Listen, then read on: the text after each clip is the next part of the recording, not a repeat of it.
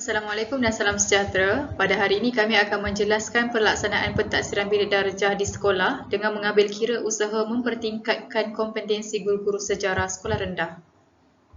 Pertamanya kita lihat kepada definisi dan juga konsep pentaksiran bilik darjah.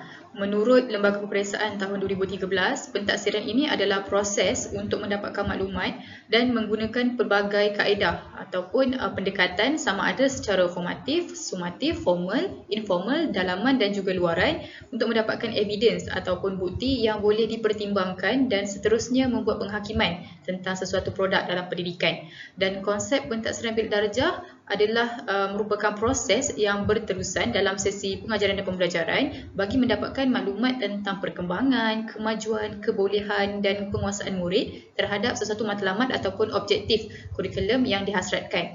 Dan proses ini melibatkan proses mengumpul, menganalisis maklumat dan juga membuat refleksi. Ini adalah kerangka atau proses pelaksanaan pentaksiran bilik darjah yang bermula dengan merancang pengajaran dan pembelajaran dan kaedah pentaksiran dan kemudian melaksanakan PDP ataupun pengajaran dan pembelajaran dan pentaksiran, kemudian merekod dan menganalisis penguasaan murid, dan apabila murid kurang memahami ataupun mendapat ataupun mencapai objektif kurikulum yang dihasratkan, tahap penguasaan perlu ditingkatkan dengan tindakan susulan dan kemudian guru melapor tahap penguasaan murid. Baiklah, kita pergi kepada proses yang pertama pelaksanaan pentaksiran bilik darjah iaitu merancang PDP dan kaedah pentaksiran. Dalam merancang pengajaran dan pembelajaran, guru perlu meneliti dan juga memahami kandungan setiap tajuk dalam DSKP bergantung kepada subjek ataupun mata pelajaran yang diajar. Dan guru perlu menentukan objektif pembelajaran ini selari dengan standard kandungan dan standard pembelajaran yang juga telah digariskan dalam DSKP. Bagi kaedah pentaksiran pula, terdapat 3 kaedah pentaksiran iaitu yang pertama adalah secara pemerhatian, yang kedua penulisan ataupun bertulis dan yang ketiga adalah lisan. Kaedah pentaksiran ini bergantung kepada objektif pembelajaran manakala instrumen ataupun alat pentaksiran bergantung kepada aktiviti pengajaran dan pembelajaran yang dilaksanakan. Baiklah, kita lihat kepada pembinaan instrumen pentaksiran. Ini antara instrumen ataupun alat-alat pentaksiran. Yang pertamanya kertas soalan ujian, anekdot, soal selidik, lembaran kerja, skala kadar, senarai semak dan sebagainya. Pergi kepada proses yang kedua iaitu melaksanakan PDP dan pentaksiran. Seperti yang saya nyatakan tadi, terdapat 3 kaedah untuk pentaksiran iaitu secara pemerhatian, secara penulisan ataupun bertulis dan yang ketiga secara lisan. Jadi apakah pentaksiran secara pemerhatian ini? Ianya digunakan untuk mentaksir proses dan hasil kerja murid sama ada menghasilkan produk, kerja kursus ataupun buku skrip dan juga sebagainya. Apa-apa sahaja yang melibatkan pemerhatian guru terhadap pelajar dengan menghasilkan sesuatu produk pendidikan, maka ianya dikira sebagai pentaksiran secara pemerhatian. Dan ianya ditaksir dari segi aspek apa? Yang pertama dari segi sikap, amalan, tingkah laku, yang kedua dari segi amali, practicality dan yang ketiga dari segi kemahiran. Sama ada manipulatif, bersosial, kemahiran belajar, kinestetik, literasi komputer, mencipta dan sebagainya. Jadi contoh instrumen ataupun contoh alat pentaksiran secara pemerhatian ini kalau dilihat boleh digunakan dengan borang senarai semak, skala kadar, anekdot dan juga rekod laporan. Yang keduanya adalah pentaksiran secara penulisan di mana ianya melibatkan aktiviti menyemak dan memeriksa tugasan hasil penulisan murid. Tugasan yang disemak adalah dari segi karangan, aktiviti laporan, kerja khusus, folio, lembaran kerja dan sebagainya. Jadi apakah aspek yang dikesan melalui pentaksiran secara penulisan ini? Yang pertama dari segi menulis, bagaimana murid mampu menulis dengan baik, menyusun idea dengan baik, mengaplikasikan apa yang dipelajaran dan menzahirkan dalam bentuk penulisan dengan baik, menilai apa yang dipelajari dan menzahirkan dalam bentuk penulisan dan juga mencipta ataupun merangka ataupun menghasilkan satu penulisan yang baik mengikut apa yang telah dipelajari. Dan seterusnya adalah pentaksiran secara lisan. Ianya berlaku secara spontan ataupun terancang melalui sesi soal jawab berbentuk soalan bertumpu atau mencapah. Dan ini dinyatakan sebagai kaedah ataupun pentaksiran secara komunikasi. Dan soalan bertumpu ini kebanyakannya lebih kepada satu jawapan, manakala mencapah lebih kepada banyak jawapan ataupun memerlukan pendapat. Maka pentaksiran secara lisan ini dia melibatkan murid dengan guru, murid dengan murid dan juga murid dengan bahan pembelajaran ataupun kurikulum. Dan aspek yang ditaksir dalam pentaksiran secara lisan, yang pertama adalah kefahaman konsep. Ditaksir dari segi pengetahuan fakta, kemahiran mendengar, penggunaan bahasa, kefasihan menghafaz, sebutan dalam berbahasa, kecekapan mencongak dalam bahasa ataupun dalam subjek matematik, dan seterusnya adalah gaya persembahan serta pertuturan dan sikap. Jadi antara aktiviti yang boleh dilaksanakan dalam pentaksiran secara lisan ini seperti soal jawab, syarahan, berlakon, temu bual dan sebagainya. Jadi proses yang ketiga dalam pelaksanaan PBD iaitu merekod dan menganalisis penguasaan murid. Guru perlu mencatat maklumat secara sistematik tentang aktiviti-aktiviti yang dilaksanakan dalam kelas untuk mengesan perkembangan, kebolehan, kemajuan dan juga penguasaan murid. Kalau dilihat pada hari ini, penguasaan bermula daripada tahap penguasaan 1 iaitu TP1 sehingga tahap penguasaan 6.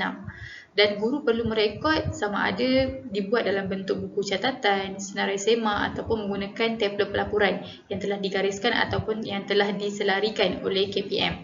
Dan seterusnya, maklumat ini perlu dikumpul untuk membolehkan guru membuat pertimbangan profesional bagi menentukan tahap penguasaan murid. Sekiranya murid dapat menguasai dengan baik, maka mereka mampu mencapai tahap penguasaan 5 sehingga 6. Dan merekod dibuat dalam bentuk pernyataan, simbol, markah dan juga grade. Jadi yang keempat pula adalah tindakan susulan. Tindakan susulan ini boleh dijalankan sama ada secara serta-merta ataupun ianya dirancang. Guru perlu mengenal pasti perbezaan pemahaman murid dan membuat tindakan susulan yang bersesuaian. Kerana pemahaman murid, setiap murid tidak mempunyai kefahaman yang sama. Maka guru perlu mengetahui apakah murid ini dapat menguasai ataupun tidak. Sekiranya tidak menguasai, maka perlu adanya tindakan susulan dalam mata pelajaran tersebut. Dan guru boleh menggunakan pelbagai teknik ataupun bahan dalam pengajaran, menggunakan bahasa yang sesuai, pemerhatian dan bimbingan yang rapi kepada murid serta memberi peluang kepada murid untuk mencebur ataupun untuk memberanikan diri dalam mata pelajaran sama ada membuat aktiviti ataupun sebagainya. Proses terakhir adalah proses melapor ataupun membuat pelaporan di mana yang bertujuan untuk menyampaikan maklumat pentaksiran dari semasa ke semasa dan ianya memenuhi elemen kemajuan, pengetahuan, penguasaan kemahiran, penerapan nilai, pembangunan sikap dan juga pencapaian murid. Dan pelaporan ini kalau dilihat secara lisan ataupun penulisan, ianya merangkumi tahap penguasaan ataupun TP yang saya katakan tadi, TP1 sehingga TP6. Dan yang keduanya dapat menzahirkan atau menyatakan minat, sikap dan perlakuan dari segi taksiran dalam penulisan ataupun secara lisan. Dan juga akhirnya akan membawa kepada cadangan bagi tindakan susulan. Dan ini merupakan template yang telah dikeluarkan oleh kementerian untuk menselarikan atau membuat satu piawaian kepada pentaksiran dalam bilik darjah. Jadi bagaimana pelaksanaan pentaksiran bilik darjah ini membawa kepada usaha untuk mempertingkatkan kompetensi guru sejarah? Saya akan nyatakan melalui pentaksiran secara lisan, penulisan dan pemerhatian. Kita lihat dulu definisi dan juga konsep kompetensi guru. Menurut Kamus Dewan Bahasa dan Pustaka, kompetensi ini bermaksud kecekapan dan secara amnya ianya merupakan keupayaan seseorang untuk mencapai matlamat yang interaktif dalam konteks sosial yang khusus dengan menggunakan cara yang terima dan menghasilkan kesan yang positif dengan memberikan signifikan kepada unsur yang lain. Kalau mengikut Agus Dharma tahun 2003, kompetensi ini adalah kemampuan atau kecekapan yang diperlihatkan seseorang ketika melakukan sesuatu. Bagi konsep kompetensi guru pula, bagi standard profesional keguruan boleh digunakan sebagai satu set kriteria dari kompetensi minimum yang ditunjukkan dalam pelaksanaan kerja guru dan kompetensi ini termasuklah perkara-perkara yang berkaitan personal, profesional dan sosial seperti pengajaran, kepakaran dalam subjek, kepakaran dalam teori yang berkaitan dengan pengajaran dan pembelajaran, menguruskan proses pembelajaran dan adaptasi dalam komuniti serta personaliti guru. Terdapat beberapa kompetensi bagi guru sejarah, antaranya kompetensi pedagogi. Contohnya, guru dapat merancang rancangan tentang pelajaran secara teratur dan sistematik. Guru dapat menguasai kandungan pelajaran yang terkandung dalam DSKP mengikut subjek yang diajar. Guru menggunakan model-model pembelajaran seperti model pembelajaran kooperatif dan sebagainya. Dan yang kedua adalah kompetensi sosial, di mana guru mampu membina keyakinan diri dalam diri pelajar, mampu menambah baik sikap pelajar dan tingkah laku mereka, dan berupaya untuk menjiwai ciri-ciri kemahiran dalam diri pelajar. Dan seterusnya kompetensi profesional di mana dapat meningkatkan kemahiran pedagogi dan pengetahuan profesionalisme guru dan mengekalkan kecekapan dalam pendidikan serta dapat membangunkan fleksibiliti dalam pengajaran dan penghakiman dalam sesuatu pelajaran. Dan seterusnya adalah kompetensi kepribadian di mana guru mampu menghargai pelajar, memberi perhatian kepada pelajar, menggalakkan penyertaan pelajar serta menangani perbezaan pelajar. Dan apa yang dapat dilihat melalui kompetensi kepribadian ini, guru mampu ataupun dapat mengaplikasikan teori-teori pembelajaran seperti teori behaviorisme yang mana dapat menghargai pelajar, menggunakan teori-teori sosial dan sebagainya. Ini merupakan contoh aplikasi pentaksiran secara pemerhatian bagi usaha meningkatkan kompetensi guru sejarah. Contohnya, guru menggunakan borang skala kadar. Dalam borang skala kadar ini dilihat menepati ataupun memenuhi standard kandungan dan pembelajaran yang telah digariskan dalam DSKP. Dan melalui borang skala kadar ini, guru sejarah dapat mengetahui tahap sebenar pelajar dan merancang kaedah pembelajaran yang bersesuaian.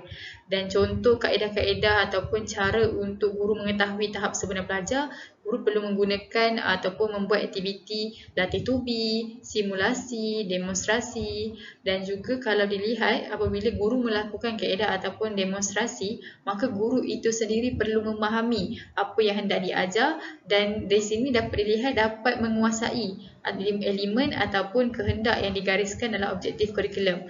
Dan guru dapat meningkatkan kemahiran pengajaran. Sebagai contoh, guru menggunakan pendekatan didik hibur iaitu aktiviti lakonan bagi meningkatkan kefahaman murid sambil belajar. Maka dari sini, guru dapat menilai yang pertamanya dari segi kemahiran murid dan yang keduanya, guru itu sendiri mampu untuk mencebur ataupun meneroka bagaimanakah kaedah lakonan ini mampu memberi pendekatan dalam pengajaran dan akhirnya membawa kepada peningkatan kemahiran sosial. Dan menurut kajian Ahmad Abdul Rahman dan T. Abdullah pada tahun 2009, aspek mengajar ataupun aspek kemahiran mengajar guru sejarah iaitu KMG menyumbang kepada pencapaian murid dalam mata pelajaran sejarah. Dan kompetensi guru dari aspek pedagogi ini, khususnya kemahiran mengajar, guru ini akan memberi impak ataupun kesan yang baik kepada tahap pencapaian murid. Dan ini dilihat dari segi kompetensi pedagogi. Ini merupakan contoh aplikasi pentaksiran secara penulisan bagi usaha meningkatkan kompetensi guru sejarah. Contohnya, guru membuat ujian topikal. Walaupun pada hari ini sistem pendidikan telah menghapuskan pentaksiran secara pusat iaitu ujian yang besar, namun guru masih boleh mengaplikasi ujian dalam pentaksiran penulisan. Seperti kelaziman, sebelum guru membuat kertas ujian, guru perlu melakukan ataupun melalui beberapa proses. Merungkai dan merangkai DSKP dan juga membina jadual spesifikasi ujian. Hal ini adalah untuk meningkatkan tahap penguasaan guru dalam memahami kandungan kurikulum dan sekaligus ia dapat meningkatkan pengetahuan pedagogi guru dan juga kemahiran profesional. Dan dalam rekod, guru perlu merekod dan menyatakan maklumat yang dikumpul untuk membolehkan mereka membuat pertimbangan profesional bagi menghasilkan atau menzahirkan atau membuktikan tahap penguasaan murid. Dan ini dilihat adalah dapat meningkatkan kompetensi profesional guru. Ini merupakan contoh aplikasi pentaksiran secara lisan dalam usaha meningkatkan kompetensi guru sejarah. Contohnya, guru mentaksir dari segi aktiviti soal jawab, nyanyian, bercerita dan sebagainya. Melalui aplikasi pentaksiran ini, guru dapat meningkatkan kompetensi kepribadian mereka kerana mereka dapat menggalakkan penyertaan pelajar, dapat memberi perhatian kepada pelajar, dapat menangani perbezaan pelajar serta dapat menghargai pelajar. Dan melalui kompetensi kepribadian ini, guru mampu ataupun guru dapat melaksanakan, menzahirkan ataupun mengaplikasi teori-teori pengajaran seperti behaviorisme, teori pendekatan sosial dan sebagainya. Dan yang kedua, guru dapat meningkatkan kompetensi sosial mereka kerana guru mampu membina keyakinan diri pelajar, dapat meningkatkan kemahiran dan menambah baik sikap pelajar serta dapat menjiwai ciri-ciri kemahiran sosial pelajar. Dalam meningkatkan kompetensi guru sejarah, maka ianya perlu diselarikan dengan pembelajaran abad ke-21. Terdapat 5 elemen penting dalam pembelajaran abad ke-21. Pertama adalah komunikasi, di mana murid dapat menyampaikan ilmu yang mereka faham dan berkongsi pengetahuan.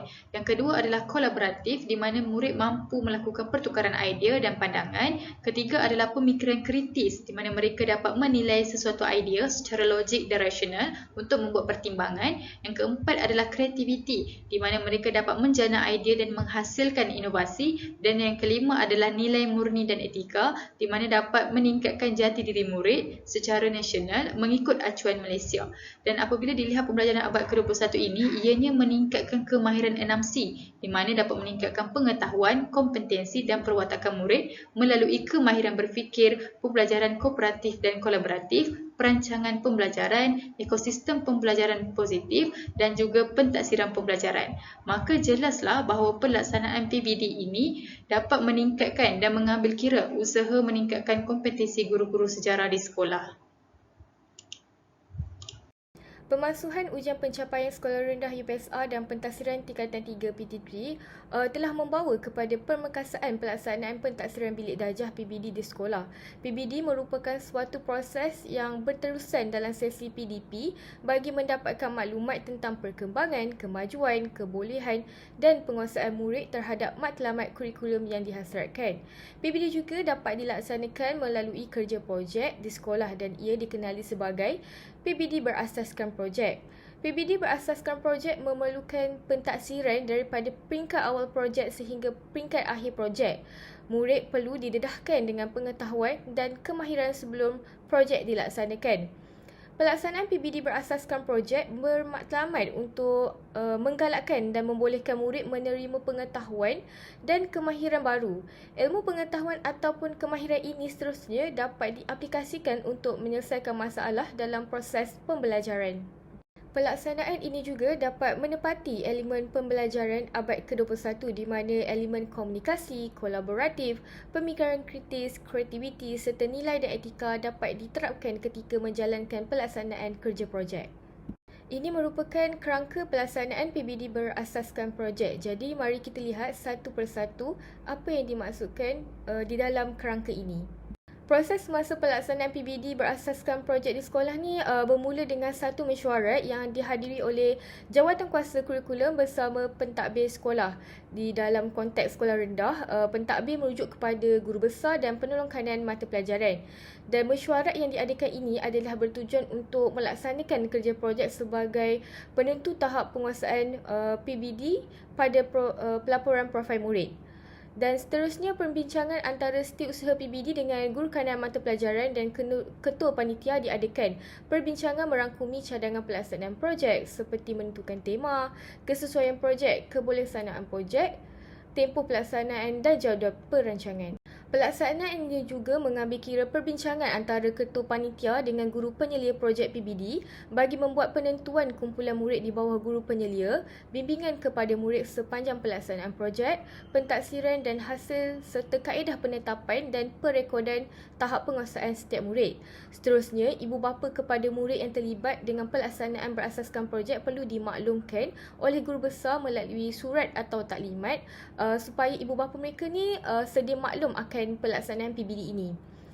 Fasa seterusnya ialah perjumpaan guru penyelia PBD projek dengan murid. Perjumpaan yang diadakan adalah untuk menentukan beberapa perkara seperti membentuk kumpulan kerja di dalam projek yang ingin dilaksanakan dan selain itu meneliti cadangan tajuk projek yang ingin dipilih. Dan seterusnya bimbingan dan pemantauan akan dilakukan secara berperingkat bagi melihat perkembangan kerja projek serta memastikan murid di landasan yang betul seperti apa yang ditetapkan dalam perancangan. Fasa seterusnya adalah memulakan kerja projek di mana di fasa ini murid di dalam kumpulan ataupun secara individu akan membuat perbincangan dan perancangan kerja. Hal ini bertujuan untuk menentukan tajuk projek yang ingin dihasilkan, tujuan projek bagi mencapai matlamat dan objektif. Selain itu, agihan tugasan juga dibuat untuk memastikan kerja projek berjalan dengan lancar. Kos serta sumber bahan juga diambil kira. Dan di dalam fasa ini juga, murid secara berkumpulan perlu menentukan cara dokumentasi dan cara persembahan. Kita lihat kepada fasa berikutnya, penyeliaan dan bimbingan guru penyelia projek PBD dengan murid. Pada peringkat ini, murid akan melaksanakan kerja projek mereka mengikut tempoh seperti yang dirancang. Sepanjang tempoh pelaksanaan kerja projek ini, murid akan berhubung secara berkala dengan guru penyelia. Ia bermula dari pemilihan tajuk, melakukan persediaan untuk membuat kerja projek, pengagihan tugas dan perancangan dalam tempoh pelaksanaan projek mereka. Melalui penyeliaan dan bimbingan, penambahbaikan dapat dilakukan sekiranya perlu. Melihat kepada fasa ke-8 dalam PBD berasaskan projek, iaitu pentaksiran kerja projek. Pentaksiran PBD berasaskan projek menggunakan satu rubrik pentaksiran yang diselaraskan oleh semua guru penyelia yang terlibat. Di dalam kerja projek yang ingin dilakukan, pentaksiran berlaku sepanjang tempoh pelaksanaan. Hal ini berdasarkan kepada sesi pertemuan dan perbincangan yang diadakan. Di peringkat pentaksiran ini, guru mentaksir murid berdasarkan rubrik pentaksiran di bawah dimensi seperti mengumpul maklumat, merancang, mengaplikasi, membuat refleksi, berkomunikasi serta etika dan kerohanian. Perkembangan penguasaan murid juga perlu direkodkan mengguna template perekodan. Terakhir ialah pelaporan dan showcase atau persembahan kerja projek PBD. Perkara yang perlu dilakukan di fasa ini adalah menyediakan pelaporan secara bertulis atau dokumentasi. Guru juga perlu mentaksir murid berdasarkan rubrik pentaksiran seperti yang disebutkan tadi semasa murid membuat persembahan kerja projek. Guru juga boleh menyediakan senarai semak berdasarkan rubrik pentaksiran. Ini adalah bertujuan untuk mentaksir murid semasa mereka membuat pembentangan. Pihak sekolah juga boleh menentukan tempoh masa untuk murid menyiapkan laporan dan persediaan untuk persembahan. Seperti yang diperkatakan oleh rakan kumpulan saya, kompetensi juga jika dilihat dalam dokumen awal Pelan Induk Pembangunan Profesionalisme Keguruan, ia merujuk kepada keupayaan seseorang guru menguasai dan membudayakan pengetahuan, kemahiran dan nilai profesional bagi melaksanakan tugas dan tanggungjawab dengan berkesan. Standard kompetensi dibangunkan di dalam kalangan guru-guru sejarah bertujuan untuk memastikan prestasi kerja guru yang berkesan serta selari dengan fungsi dan tanggungjawab mereka. Antara usaha untuk mempertingkatkan kompetensi guru-guru sejarah sekolah rendah adalah dengan melihat kepada kompetensi guru dari aspek kemahiran. Di sini saya akan tekankan kepada dua kompetensi kemahiran, iaitu kemahiran mempelbagaikan strategi pengajaran dan kemahiran membuat penilaian pembelajaran. Seorang guru sejarah perlu kreatif dalam penggunaan strategi dan kaedah mengajar mengikut kesesuaian dengan tahap kebolehan murid. Hal ini kerana keupayaan guru dalam mempraktikkan kaedah dan teknik secara baik dapat menyumbang kepada peningkatan kualiti PDP yang efektif dan berkesan.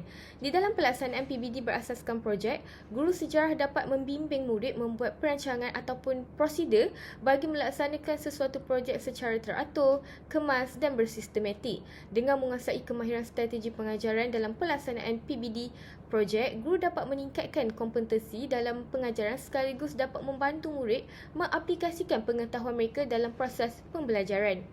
Dalam usaha meningkatkan kompetensi guru-guru sejarah, kita dapat merumus kepada laporan Malaysian Gazette bertajuk Manfaatkan PDPR dengan Pembelajaran Berasaskan Projek. Melalui projek, murid diberi peluang untuk mereka bentuk projek-projek yang mempunyai unsur-unsur kreativiti dan inovasi. Selain itu, inovasi yang ingin direka melibatkan penghasilan produk yang mengaplikasikan konsep-konsep penting dalam sesuatu subjek. Untuk merealisasikan kerja projek, guru haruslah menyediakan perancangan sistematik melalui garis masa yang sesuai, memberi idea atau cadangan serta maklum balas. Manfaat daripada ini, guru dapat membuktikan bahawa sebahagian murid mampu mencapai tahap penguasaan ke-6 dalam PBD, iaitu murid berupaya menggunakan pengetahuan dan kemahiran sedia ada untuk digunakan pada situasi baharu secara sistematik. Melalui rumusan ini, kita dapat melihat kompetensi guru sejarah dapat dipertingkatkan selaras dengan pencapaian murid apabila guru dapat memainkan peranannya dengan baik dalam membimbing murid dan seterusnya ia dapat menyumbang kepada penambahbaikan strategi pengajaran guru itu. Hal ini juga guru dapat memupuk kemahiran berfikir aras tinggi murid apabila murid berupaya untuk mengaplikasikan pengetahuan, kemahiran dan nilai dalam membuat penaklukan dan refleksi bagi menyelesaikan masalah. Berikut merupakan contoh aplikasi kemahiran strategi pengajaran kerja projek oleh guru yang pernah dilakukan kepada murid di Sekolah Kebangsaan Teluk Buloh iaitu sekolah saya, di mana menurut penyelaras PBD sekolah, guru tersebut dapat meningkatkan kompetensi strategi pengajarannya apabila dia berjaya melibatkan murid secara aktif dalam menyelesaikan tugasan projek mudah berbanding dengan menggunakan strategi pengajaran melalui buku sebelum ini. Seterusnya, melihat kepada kompetensi kemahiran penilaian pembelajaran. Menurut Zaipah Ismail dan rakan-rakannya, penilaian projek merupakan salah satu proses yang memerlukan projek itu dinilai melalui konsep, perancangan, penyediaan, kertas kerja, pelaksanaan dan penilaian pentaksiran. Penilaian juga dapat dijalankan sebelum, semasa ataupun selepas suatu sesi pengajaran dibuat. Dan di dalam konteks pembelajaran sejarah, penilaian yang dibuat oleh guru sejarah ni dapat memberikan maklumat ataupun gambaran awal tentang keberkesanan pencapaian objektif pelajaran, penggunaan alat, strategi dan kaedah mengajar seorang guru. Jadi, guru sejarah dapat meningkatkan kompetensi kemahiran penilaian mereka apabila murid dapat dinilai oleh guru dengan menggunakan kriteria pemarkahan setelah murid mempamerkan kemahiran dan aktiviti yang mereka hasilkan. Contohnya, setelah murid berjaya menghasilkan kerja projek, guru perlu mentaksir murid berdasarkan 6 dimensi seperti yang saya nyatakan tadi. Dan salah satunya adalah mengumpul maklumat. Setelah pentaksiran berdasarkan dimensi ini dilakukan, guru akan menetapkan tahap keseluruhan berdasarkan pertimbangan profesional. Berikut merupakan rubrik pentaksiran dimensi mengumpul maklumat yang mana ia memerlukan murid untuk mengaplikasi pemikiran kritis dan kreatif serta kolaboratif. Apabila guru dapat menguasai dan meneliti setiap rubrik dimensi ini dengan baik, maka kompetensi kemahiran penilaian dapat ditingkatkan kerana guru peka dalam pemberian tahap penguasaan mengikut dimensi yang sesuai dan menepati kebolehan murid. Kesimpulannya, pemansuhan UPSR dan PT3 telah digantikan dengan suatu pentaksiran yang dapat menilai murid secara holistik dan tidak hanya terikat dengan kertas peperiksaan semata-mata. Pentaksiran bilik darjah yang telah menggantikan sistem peperiksaan pusat dapat mencungkil bakat, kebolehan serta kemahiran murid secara menyeluruh.